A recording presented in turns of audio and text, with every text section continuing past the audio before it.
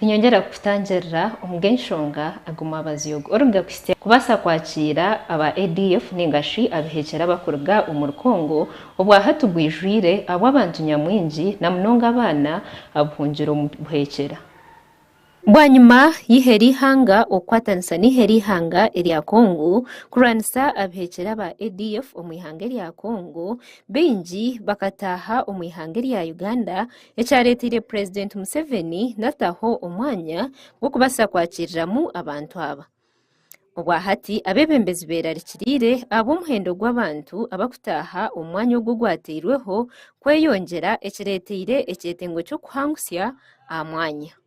So the numbers are increasing, and this home that was rented by the president through General Beronje is becoming small. We have only 7 rooms with our volunteers, with our staff, and then 45 reporters, returnees. The place is becoming very small. So accommodation challenges, we are facing accommodation challenges. If there were people of goodwill, they would help us with accommodation. If we throw here 2 tents, we erected 2 tents where these children can sleep. And we are overcrowding them and bundling them, girls and boys. The other room for the boys is too small, the other room for the girls is too small. Then we have breastfeeding mothers who need a lot of privacy. So we have accommodation challenges. We have the international law of armed conflict. We have to take care of the injured, or the ones who surrender. And immediately when they surrender, we evacuate them and bring them here. Here we have 45 today, but we have as of 12 in Fort Potro who are undergoing treatment because others who are sick. Shortly we shall bring them here. Then there are 9 others who are in DRC Beni. We are going also to bring them here. Then we have 6 who have been restored recently. They are still in the jungle on the way being brought here. The number will increase. And as the operations continue, we give a chance to those who are abducted to run away. The moment the enemy is attacked and they lose control, those who are forced into the rebel activities, they run away, and these are the ones we bring. We Lieutenant Colonel Edward Natkunda nagira ngo UPDF hamwe n'iheri ya Kongo bashyire ahabuhanguzi bw'amani bwanyuma y'abihekera bingi abakuragayo bakanika. We have so far achieved a lot. We have moved into a big area. We have destroyed so many ADF camps. We have now created 3 operational sectors. We are operating in the 2 provinces of North Kivu. Others are of different nationalities. They are Ugandans, Congolese, and others from the countries of Great Lakes region. There are other members who are here. I think later on there will be that program of taking them back, but as Honorable Chibanzanga said, we need to understand how they will be resettled. Umwami Christopher Chibanzanga nagira ngo ab'omuhendo gw'abantu abakweshuka omwanya ogwateirweho kwakiriramu abantu abo kweyongera nkyetengesa omwanya ogu okwongerwa buhangu. These younger people require rehabilitation. These younger people require education. These younger people require medical facilities. And at the same time, reintegration becomes a challenge because the ADF and the human trafficking is still alive and well in the country. So they will be with us for quite a long time. For the first time, let the president help us, and we build a full-fledged reception and rehabilitation center in Rwenzori to act as a reminder that yes, you can have security challenges. Yes, you can have peace challenges. Yes, you can have development challenges. But this is a monument for you that will remind you that yes, there are conflicts, but at the same time we use this center to resolve our conflicts. umuringo nigo gumwe Meja General James Birungi urukwebembera ekikwekweteki nagira ngo ekikukizayo kwererekeza n'umuhendo gw'abana abakuru g'omukishaka okubagura mwingi kukira n'abantu abakuru.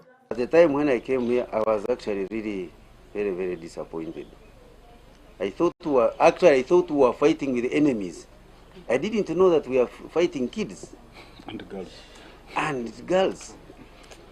It is really very ashaming when we hear of ADF. Only to realize when you encounter a force, you find you are only fighting with kids. And actually kids who don't know even why they are fighting. It is very ashaming. That time, sometimes, even when the list here, there are some volunteers and those ones who are captives. The captives even don't know what they are doing. If you had time and you interact with these boys, they are even very happy. They don't know why they are here. So the international world need to understand this situation. Omwami Stefan Astom orukora n'ekitongole kya Folk Benado kikomoka omwihanga lya Sweden nagira ngu abana aba na munonga barigire omukishaka bashemererwe kubanza bakaburwa bakahanwa batakagire mu bantu babutosha. What is important, of course, is that you have services for them, training, you stabilizing them, and that when they came to this reception center, they will be here for some time, but then you must have something more that will support them in a rehabilitation center. But even more important is that when they go back to their home communities, there is also some sort of program or support for them there, because this is very long-term processes. These very young individuals here, these boys and girls, they need probably support for 5 to 10 years to be able to restart their life and rehabilitate. So this is not something that you do not in 1 year, not in 1 month, but you need much more time. So that's the main message from us from the Folkenberg Academy. Okay. Amakuru aga gashakwa Gerard Muhindo aba Skytv agensho. Bo abataka ababunaga na Town Council ahanansharo ya Uganda hamwe n'ihanga erya Congo mu district ya Kisoro bashaba government okushenya urutindo orwabunagana bakombeka urutindoru n'orukutekanisa amezi agamu gahinga muhabura hamwe na Sabinyo.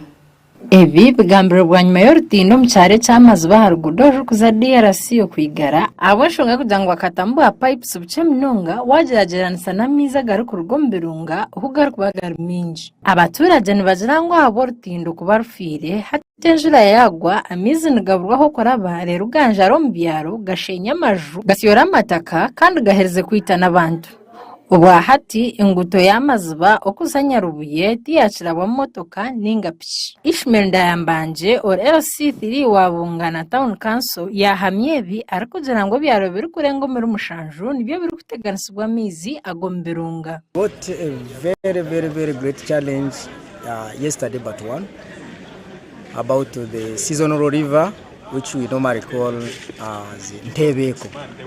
It has affected our people and it has bypassed via the road and it is scattered all over in the neighborhood where the community members or the people who stays there were seriously affected. It took everything in as far as the plants in the garden, the crops and others. Ate yashabe shitongore cyenguto mu ihanga kurgaye bakahangusa yortindoro. Questing if UNRWA members are still existing. For sure they should come on the ground, at least they enlarge this bridge by making it maybe in a box shape because it is the one that can help us. Alex Nayambijimana or Vice Chairperson wa Kisoro District nagirango bahereze kandi benda UNRWA eryetereza umwanyogu ahabo kuba abantu bakineho kutora habo mizi okubatahira. It is through the way how they can bring a big culvert which will allow much water to go through that road. So and the people from Gihuranda, please, we know the challenge you have. We know that road also going towards Gihuranda.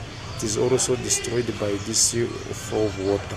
So I think in so doing, they are going to direct that water in the right way to avoid the destruction of crops and also destruction of roads, destruction of people's properties. So please be patient. We have engaged the UNRWA. In a short time, they are coming to look how they can resolve that issue. Emmanuel Mbanye byombi umwe awamizi gashenyura irenju nagira ngo rutindo rwayombekere n'uruce mnonga okurizira amiza garoho atyasha aba government kurgayo ekashenyo rutindoru ekombe korsia na Korea yona nibyo na nimwo byitinze mu rugo ibyo nibyo biri kuzura bikaza byose iratinda muno none ubwo nabwo uburwayi ndi wareba turi kukandara tete mbesi abari dukoze zo twashoye twe tukugamba byatuyobeye tukabe turugusaba tubonaho twaba turi wenda urwo rutindo arushenye akora iki agomazi gagume gararabamo basi nuko ariko kudufasha nta nimbe batugifite mu nzu gashaka Adoni atwire habwa Skytv agensho Minisita Ruth Nabakobwa yashaba abanyakegegwa okutorana abebembezi abeinobuntu babase kuganyurwa omuntekateka za government ebi yabugamba obantu barundana sente ezo kombeka kanisa ya Kijongo bya Church of Uganda omurikegegwa ubuhabuzobu bhiroye minisita w'ebyobugega byo mwitaka kandi hamwe n'amashanyarazi Honorable Minister Ruth Nankabirwa Sentamu izoba lyanyomwazyo obwabera ly'omugenyi mukuru mukoro gwo kurundana sente zo kushaka kanisa ya Kijongo bya Parish Church of Uganda emazire myaka mushanju omusaba dikoni bwa Karwenyi. Honorable Minister Ruth Nankabirwa agizirengwe kiretere biceka bitari bimwe na bimwe mu ihanga lya Uganda okugumenyima no kutera karuru ko kwanyisa abantu bakula akajanja okuloza nti Museveni yakaddiye okubuzabuza abavubuka ne bagenda mu bye batategeera noleka nampala wa gavumenti nolonda kugamba nga tekitegeerekeka kakati oyo omutume agenda akube pulezidenti akama oba naagenda mu kokasi n'ateesa n'agamba nti bakole kino Wekapenda Flavia Rwabhoro umyishengero mukazi awa district ya Chegegwa ashoborere Honorable Minister Ruth Nankabirwa ngu district ya Chegegwa ne hagera munonge kibina cha NRM ngu mwenu bashemeye ku bantu batungo buhereza wingi nkamashanyarazi nango hamwe n'ubuhereza bwa heihi ubumagombora ku rwo mu government nubo kakuba abantu kuna n'aba FDC bakinga amatugabo ubo bululu barumba baraho akabakusanga mu FDC ni bakocha communale tusigaza kikumi na kikumi nuko tuli tuti tutukuikiriza bitokoza biona hadi President Museveni obiyisire mu district munu kusima abakigambo n'abakitongobye abakigambo yabahigombora kekisembo waitumiri saba ekisembo kyegombora ekitongobya kikirizo yakati mujye yakabeka egombora eno etandike agokuorede mu system erimu na indicative planning figures zayizita but just kukitandikisa nicyo cyasibire abo kiragire cya Honorable Minister wa local government Rafael Magezi ukukuya tugambiye binge bitukora kena remo ati cya Jongo bya tukureba nacyo kukikora kikaruko solidated fund ikikumanisa ngo sente tinizibusire oyiye kigambe kirukurwa mu mukuru nicyo kibusire cyo aragire gombo rebe abo kwa sente zayo nizitaka nizongera nizitaka nimanya ngo kikire abukuba umucyara Ruth Nankabirwa na President Museveni n'ubutatumira kuyabumbikiro umugambire bwambira guserukayo nizita nizigarukayo ezabakozi ezemirimo kyonka ikigambe gombore begazete nicyo kicyalinze ntusaba kikorwe ubangu kisembo cy'iki cyo kwakaruka kikoro Honorable Minister Ruth Nankabirwa Sentamu wabiri nagarukamo kushaba kwa Honorable agizirengo government hamwe n'ikitongore cy'amashanyarazi bashazira sente zo kutasya amashanyarazi mu nju kuruga mitwaro nshanju kuza mitwaro 30. Nembo kuyingiza amashanyarazi kiremerero rw'emitwaro 75 izo temye netukusigaza emitwaro 2 byokka kati olina okusasula omuti gumu obanga tewetaaga muti olwene weeguli oba wetaaga omuti gumu ebyo gye bayise nopo or single pole connection gyetwatandise.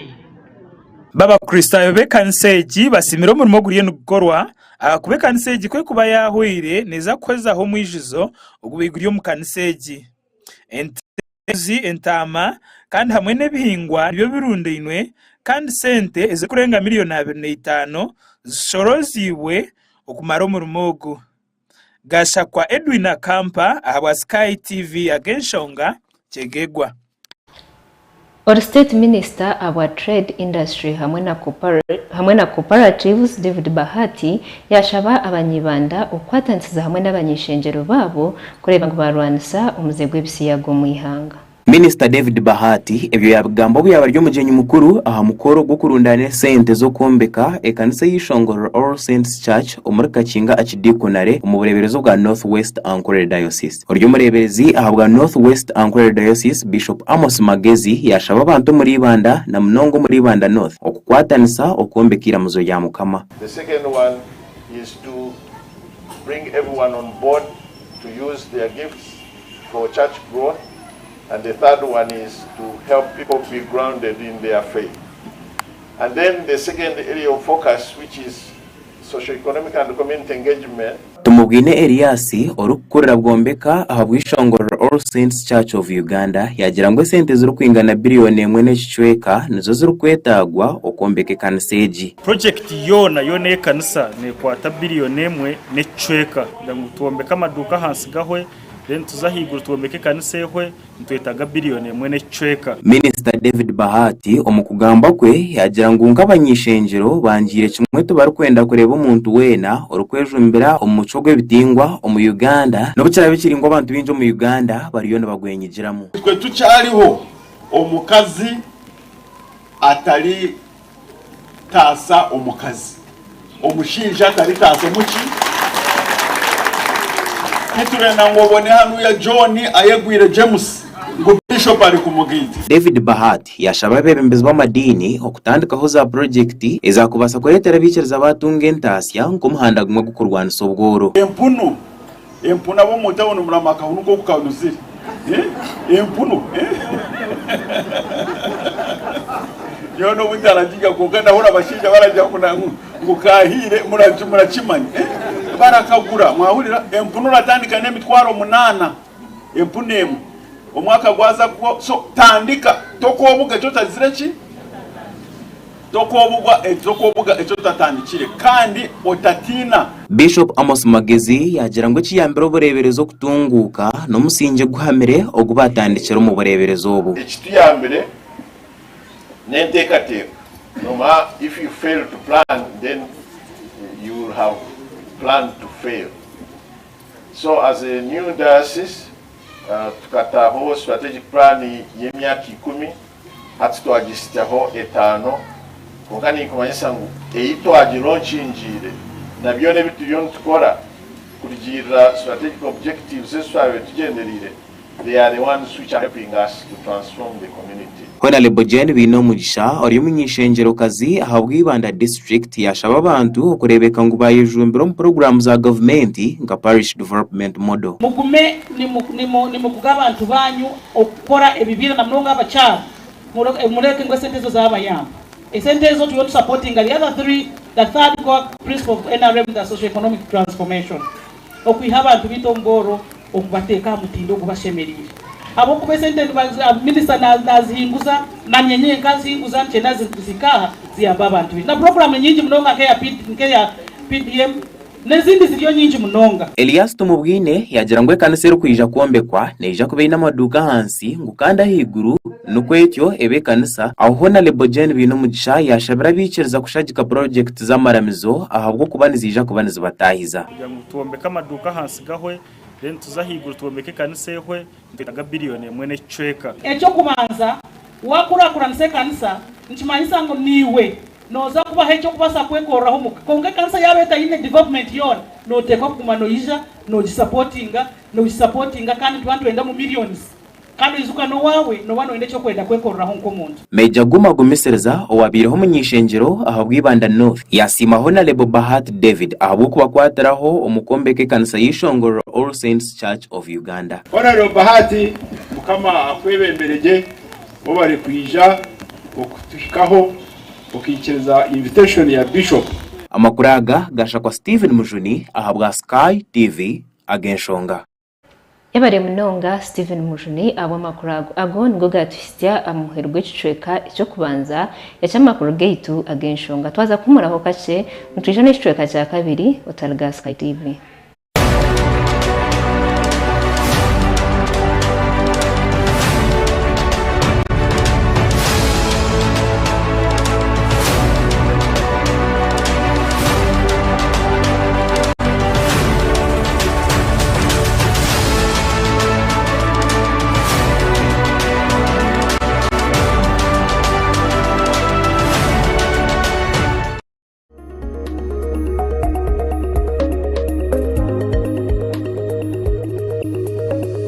Skytv irakari abantu.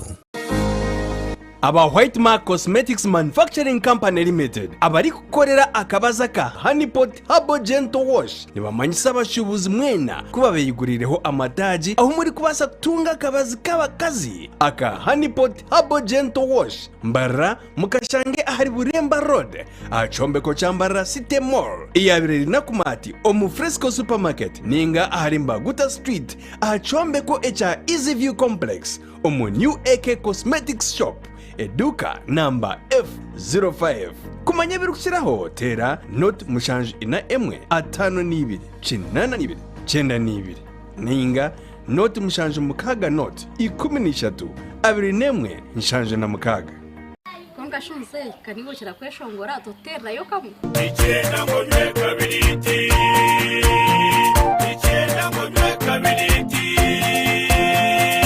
wamara kunywa kabiriti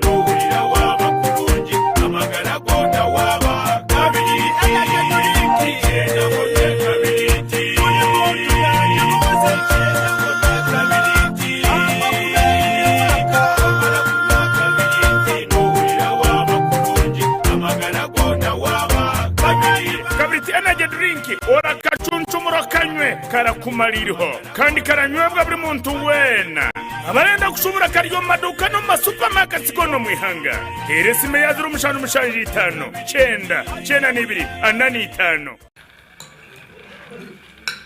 ukuriya kwenari konga shemere ndi kuryaha kandi yondi kuyo waje kongi mukamwajizo kunyirira kale cyamani Rosemary wakahuta kahiko mu magara munyoni wanje no shemererwa noza kugira nkamagara marungi bakureba hanyuma ye Sande ayibambe noza kuntebeza Rosemary ndi kubasa kubaho ntajinywire ikiriza nguyo Rosemary ecyama kiryo mu Rosemary ecyo kunywa cya Rosemary hamwe n'amajani ga Rosemary haboti nibikogo muri Rosemary enyabarashana omujanja omururuza esteem hamwe n'endimu beamibwa ba UNPS teresime ya 0 5 9 0 abina mushana nange ya 0 5 2 5 na mukaga 0 8 0 5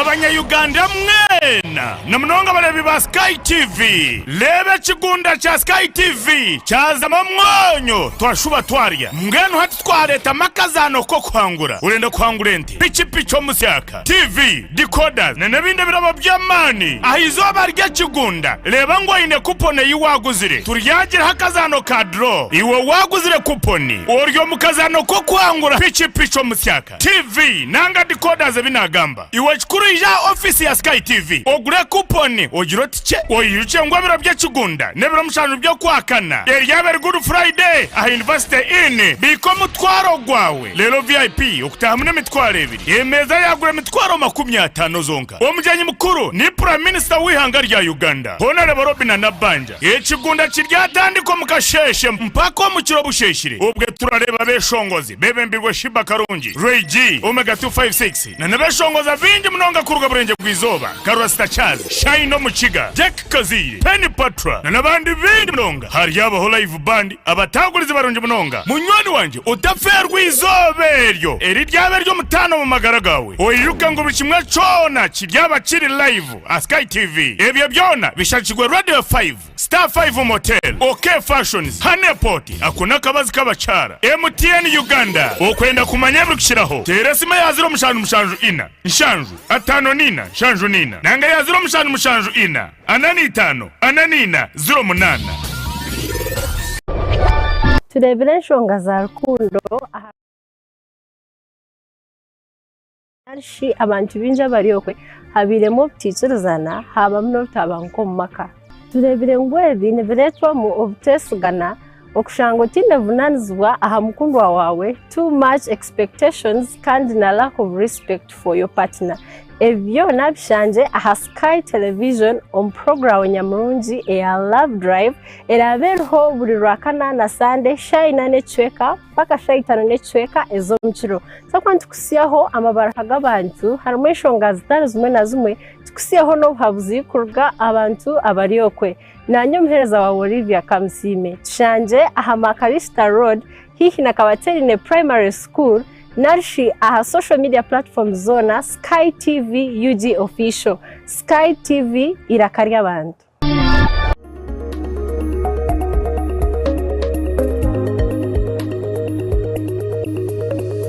Skytv irakaria abantu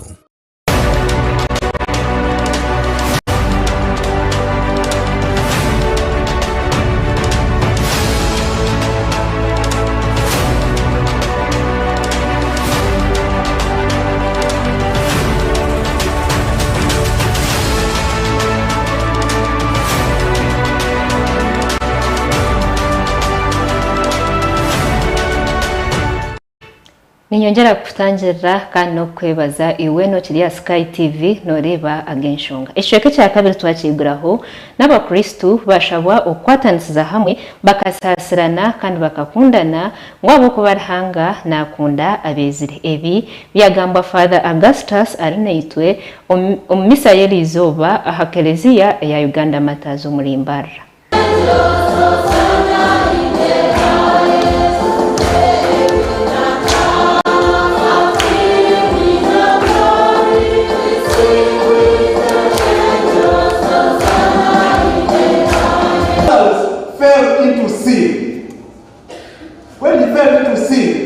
They regard him as a sick man. Hata upika ukiachwa kiba, roho kwachi? Roho kwachi? Kwa kwachi, kwa kwachi, you die. Spiritually, not physically, not because not you feel. So when you attempt to steal, or if you attempt to commit a sin, know that you have died.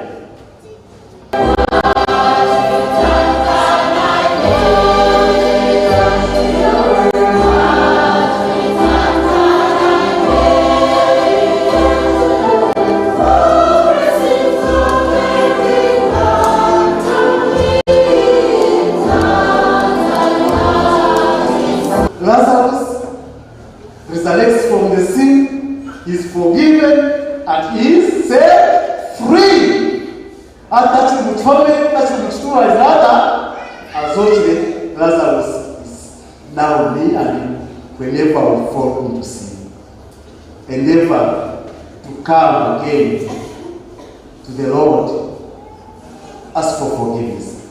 And if me, I'm the Lazarus and I'm falling into sin, and you are concerned, you are watching me, please, it's your responsibility now to go or to come and lift me and take me to the people concerned who can do forgive me.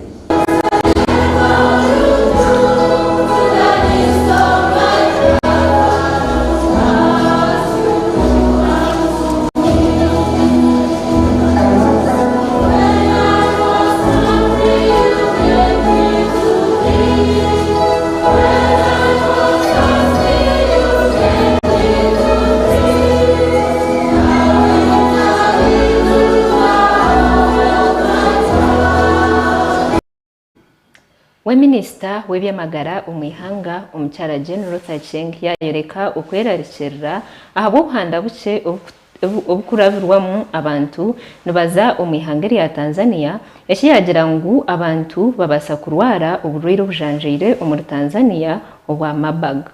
Minisita w'ebyamagara Jane Ruth Acheng yayoreka kwerarikirira obuhanda bwa panya ansaro ya Uganda na Tanzania icyari kugira ngo nikibasa kuretera indwara ya Marburg yataho mu ihangeri. Indwara egi ikarangirwa kubarikaho mu ihangari ya Tanzania ikiro cyo rwa kabiri sande egi ibirabe na kimwe kandi ahitirigambira abantu abarkwingana batano bafiro mu ihanga ikirayikirize Ministry y'Amagara mu ihangari ya Uganda utireho no gukora ubuceki ihembe kurebeka ngo indwara egi tiyataha mu Uganda. Kugira kitongore cy'ebyamagara munsi yona ecya World Health Organization indwara netandukana omushija utiriho no kushasha omutwe beitu hamwe no kwirikana hamwe no kushasha munda. Patrick Kinsekro ori mukuru w'entebe ya katano wa district ya Kyotera nagira ngo abanya-Uganda n'bengi abakusiba mu ihangari ya Tanzania umwabazi bakataho mu Uganda kandi nagira ngo eki kirumaka bikamani ati yashaba government kurebeka ngo yahereza abashaho ibintu byo kukozesa omukwerinda endwara egi nk'ebyo kujwara hamwe n'ebindi ahabo kugira ngo amagara gabo gari omukabikamani.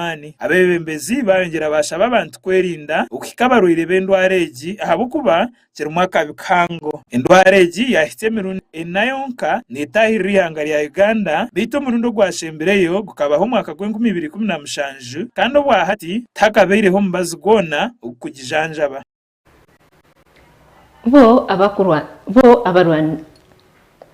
Bo abakora aha buhangwa bwensi omusembabure batongoize ehuriro yo kubyara imiti omu mashomero egi nibagira ngo baza kubyara imiti ey'ebijuma babase kuma obuhangwa bwensi hamwe no kuri ebijuma bakagira amagara.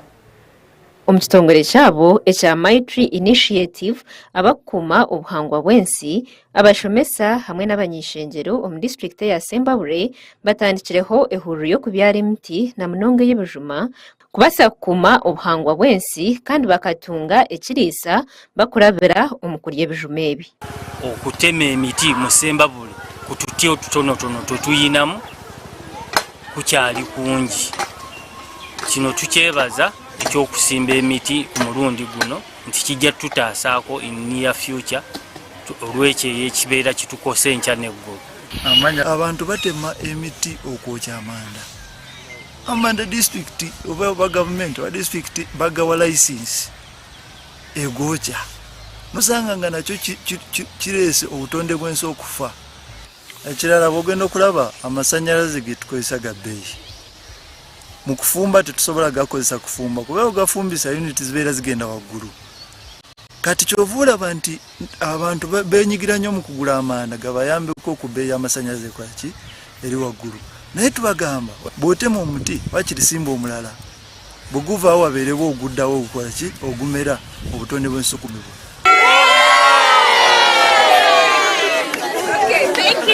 Thank you. Let's go. Tugende kulinya wali. Tugende kulinya ebisimibwa. Tusimbe emiti.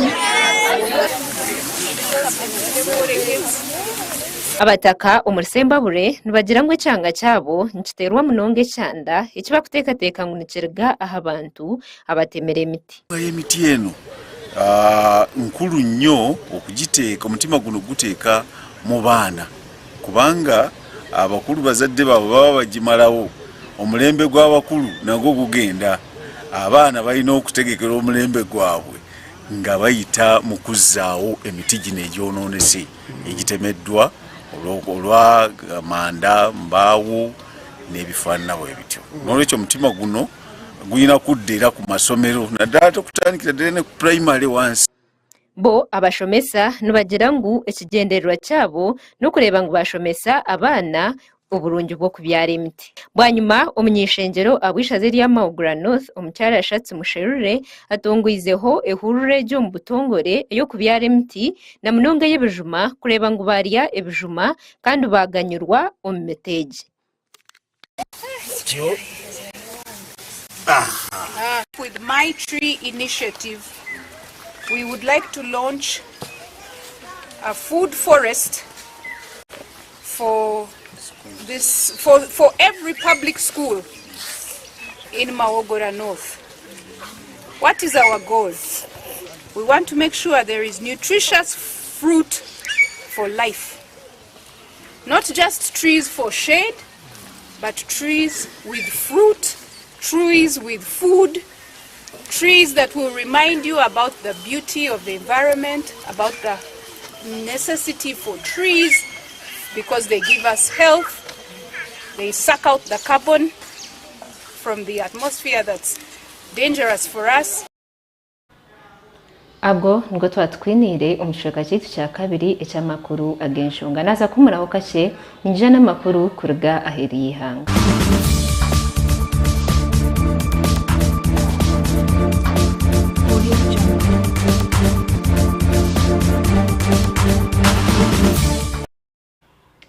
Nakwakira omushaka kitu eky'amakuru kuruga aheri yihanga twakiguraho na Paul Sesabagina oguno munyabyafayo omwihanga erya Rwanda kandi akayigwirweho okomwa emyaka 25 bito bwahati ahirweho omushango. Emyaka 2 hingwire Paul Sesabagina akasharwa kumara emyaka 25 mu nkomo eky'abantu bayitire sham trial. Uri mugambirizo wa government ahabwa Rwanda agizerengu okurekurwa kwa Rusesabagina kuragirwe mukuru w'ihanga rya Rwanda. President wa America Joe Biden ayirikira kushemererwa kw'amani ahabwa makuraga beti yo family ya Rusesabagina ishemererwe munonga kandi wahati imtegererezo mu ihanga rya America. Ukurekurwa kwa Rusesabagina kosereni kugwanirwaho kandi kubekwebembere ihanga rya Kata America hamwe n'amahanga gandi. Bo aba family ya Rusesabagina nibagira government ya Rwanda ikambeha kurgo muri Texas kugaruka mu ihanga ry'enzaro rya Rwanda umwaka gwa 2020 kandi obo bakabe n'ikitekateko cyo kumukoma ugwa kargo muri Rwanda umwaka gwa 1996 bwanyuma y'emyaka 10 muri Belgium hamwe na Brussels. Ebikwata amagaragara Rusesabagina bingi akabihandika mu kitabo cye ekiyatongwizo mwaka gwa 1998 ari kugamba ahakita abantu ekyabere mu ihanga rya Rwanda konka abantu abengi bakamanya mwaka gwa 2024 uba muzano. Abwo ngo twatwinire ukuruga aheri yihanga twaza kumuraho kake ntindeka n'ebyemuzano.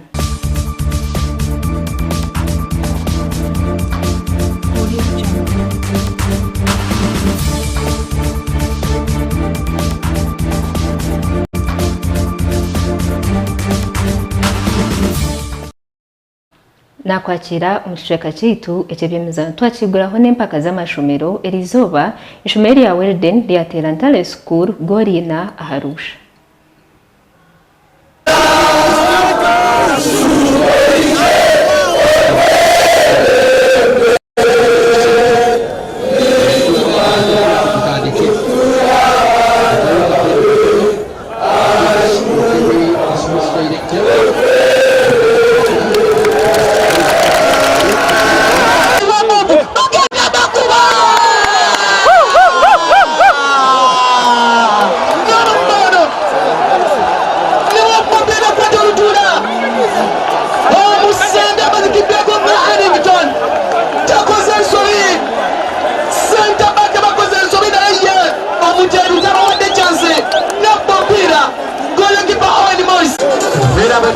national bank tabla bagenda bakubona bagenda bakuba omwana aliza jona banange omwana aliza